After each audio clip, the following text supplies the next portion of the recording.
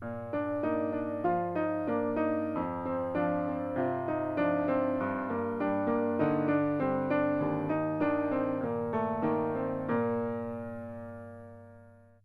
¿qué tal? Paz y bien, ¿cómo están ustedes? Qué gusto compartir de nuevo otro momento, otra cápsula más de este tema, la teología en nuestra vida. Nos acompaña el padre Pablo Zúdar. ¿Cómo está, padre? ¿Bien?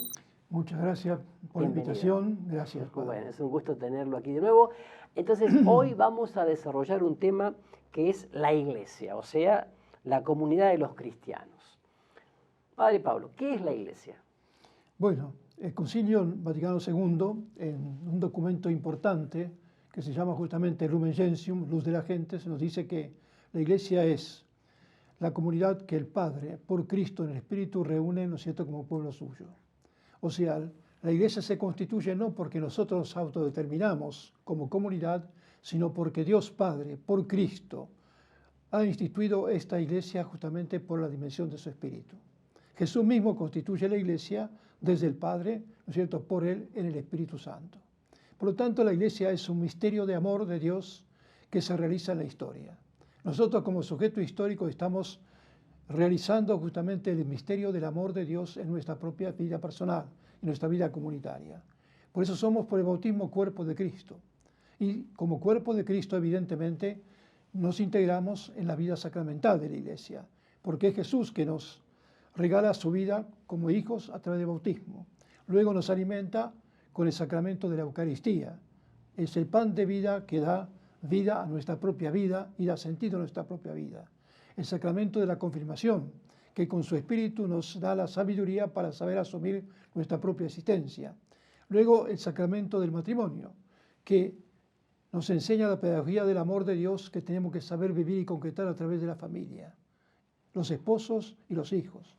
Y luego, ¿no es cierto?, también el sacramento del orden sagrado, donde Jesús prolonga su propia vida sacerdotal a través de los que Él elige para ser sacerdotes en su iglesia y ser servidores de su pueblo.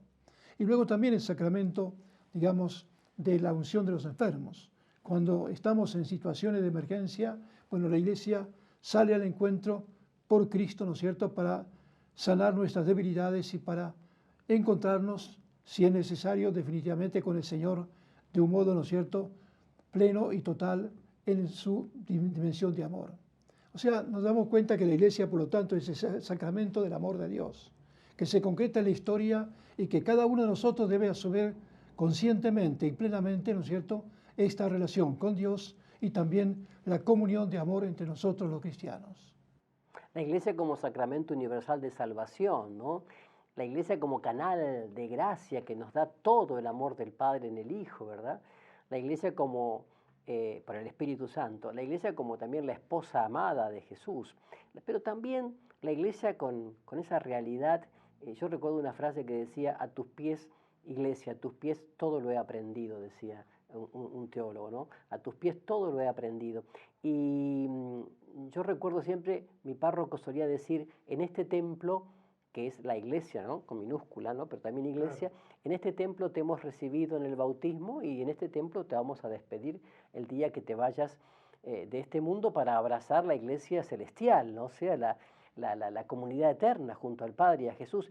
Y aquí es algo muy importante, cómo sentirse familia en la iglesia, cómo sentirse familia de Dios en la iglesia, no tanto por las simpatías o antipatías, no tanto por a veces, sino por la fe. Yo voy a una comunidad concreta, a una comunidad parroquial, voy porque sé que tengo mucho que dar, mucho que aportar, porque soy un hijo o una hija de Dios que voy con mi riqueza a sumar, no a restar, a multiplicar, no a dividir. Y por eso entonces la iglesia como misterio de fe se transforma en familia. Familia donde también comparto todo lo que soy, todo lo que vivo, porque en el fondo mi familia, la iglesia doméstica, es también parte de la gran familia de Dios que es la iglesia. Entonces, cuando vamos a la parroquia, por decirlo, a la capilla, a compartir los pequeños detalles, desde bueno, la celebración sin duda central, que es la Eucaristía, ¿no?, que da sentido a la iglesia y a mi ser iglesia, también compartimos lo otro, los pequeños gestos, lo que vos decías,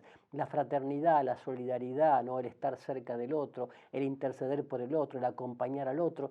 ¿Cuántas alegrías hemos encontrado en la comunidad de iglesia. También muchas ingratitudes, pero las alegrías venían por bendición de Dios y las ingratitudes venían por la imperfección de los seres humanos, ¿no? Y como mucha gente se dice, yo me fui de la iglesia, me fui porque estaba escandalizada de los errores que vi en los demás. Este es un graso error, ¿no?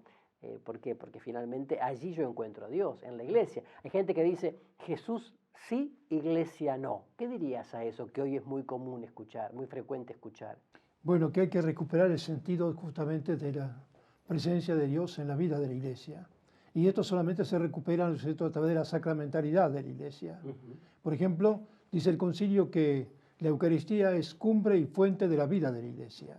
O sea, solamente en el misterio de la presencia de Jesús en la Eucaristía podemos encontrar el sentido también de nuestra comunión entre nosotros. Claro. Es el que nos reúne, es el que nos regala su palabra, es el que nos renueva y nos reconforta, ¿no es cierto?, nuestra propia existencia por su presencia. Entonces, no podemos separar la iglesia justamente, ¿no es cierto?, de nuestra propia vida, sino que tenemos que integrar nuestra vida en el misterio de la iglesia, donde Jesús, desde el Padre por el Espíritu, nos reúne, nos alienta, nos redime y nos renueva permanentemente nuestra propia vida histórica.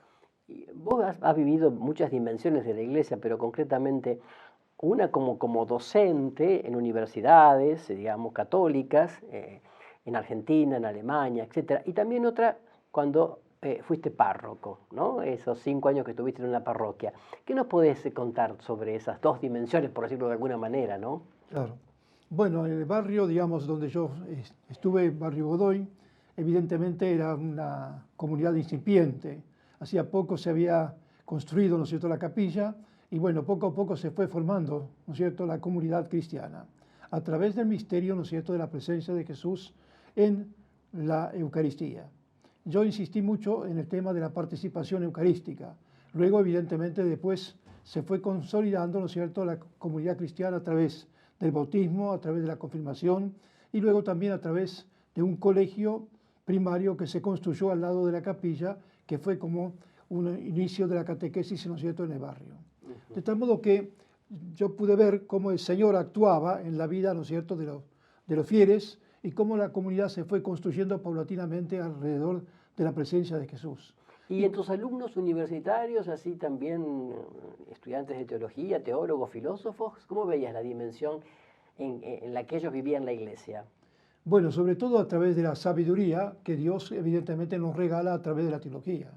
La teología es un conocimiento de Dios, pero para un amar a Dios más profundamente. Y amando más profundamente, conocerlo más hondamente. Claro. O sea, en el fondo, eso es lo que la universidad debe dar y debe ofrecer justamente. Y eso se nota mucho, ¿no es cierto?, en los alumnos.